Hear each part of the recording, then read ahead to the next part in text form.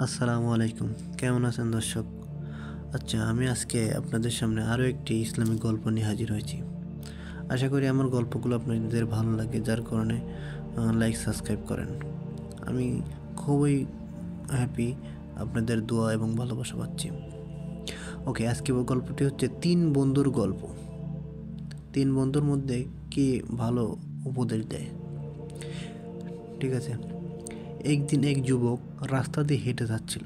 হঠাৎ সে একটি থলির মতো কিছু দেখতে পেল, যা খুলে দেখে বুঝতে পারল এটি স্বর্ণ মুদ্রার ভর্তি। আলহামদুলিল্লাহ, আজ আমার ভাগ্য খুলে গেল, সে নিজেই বলে উঠল। কিন্তু তার মনে প্রশ্ন এলো, এটি কি রাখা উচিত নাকি প্রকৃত মালিককে খুঁজে বের করা উচিত? এই ভাবনায় সে তার 2 বন্ধুর কাছে গেল পরামর্শ নিতে। প্রথম বন্ধু বলল, এটা তোমার কপালের দান, এটা রাখো, কারণ হয়তো আল্লাহ তোমাকে ধনী করতে চাচ্ছেন। দ্বিতীয় বন্ধু বলল, না বন্ধু, এটা হারানো সম্পদ, যা প্রকৃত মালিককে ফেরত দেওয়া উচিত, কারণ ইসলামে আমাদের শিক্ষা দেয় যে হারানো জিনিস ফিরে দিতে হয়। যুবক দ্বিধায় পড়ে গেল।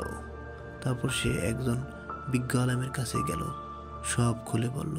আলেম বলল, সত্যিকারের বন্ধু সেই যে তোমার সঠিক পথ দেখায়। দ্বিতীয় বন্ধুর পরামর্শ ঠিক, হারানো সম্পদ ফিরে দেওয়া একজন মুমিনের দায়িত্ব। আল্লাহ তাআলা ইচ্ছা করলে তোমাকে এর চেয়েও বেশি রিজিক দেবেন।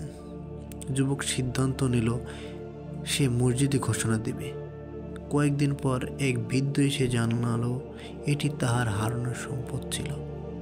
বৃদ্ধ খুশি হয়ে যুবককে কিছু স্বর্ণ মুদ্রা উপহার দিলেন এবং দোয়া করলেন, তোমার সততা ও আমানতদারের জন্য আল্লাহ তোমাকে আরও সম্মান এবং বরকত দান করুন।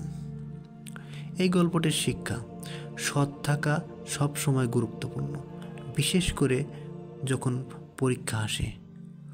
দ্বিতীয়, প্রকৃত বন্ধু সেই যে সঠিক পথে চালানোর জন্য সাহায্য করে।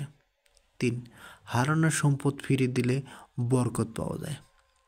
ধন্যবাদ সবাইকে। গল্পটি যদি ভালো লাগে অবশ্যই লাইক সাবস্ক্রাইব করবেন।